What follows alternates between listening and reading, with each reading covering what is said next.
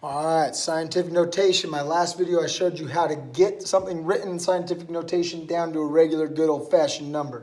Now what I'm going to do is give you a crazy number, 872.000.000.000, and we need to write that out in scientific notation. So we need to know the rules. First rule is first number has to fall between 1 and 10. Always multiplied by base 10.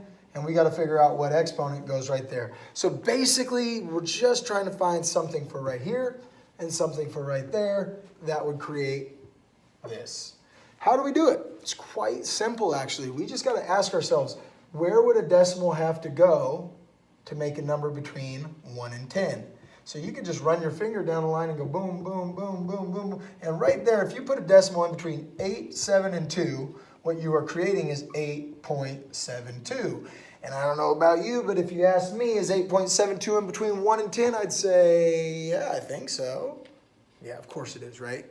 1 through 10. 8.72 falls in between those two values. So right now we've created what we need at the start. Now we just got to ask ourselves what goes here. Let me first tell you what my students do wrong. A lot of times they assume, especially if they're not listening to me when I'm talking, right? It's just how many zeros we see. 3, 6, 9. So I'll see kids put 9 down all the time. But we're actually looking for 11. And the reason we're looking for 11 is because we placed the decimal right there. And if I have a decimal right there, I need to go 1, 2, 3, 4, 5, 6, 7, 8, 9, 10, 11 to get to the end. So the common misconception I see with students is they think how many zeros they see. It's not how many zeros, it's how far the decimal would have to move to create that value. All right, there's one example. Let's do an example where the exponent would be a negative value. So no longer talking about really big numbers. Now we're talking about really, really small numbers. 0.00000001046. All right, so I got to ask myself, where would the decimal have to go to make a value between 1 and 10? The only place I could put a decimal or move that decimal to is right there in between the 1 and the 0.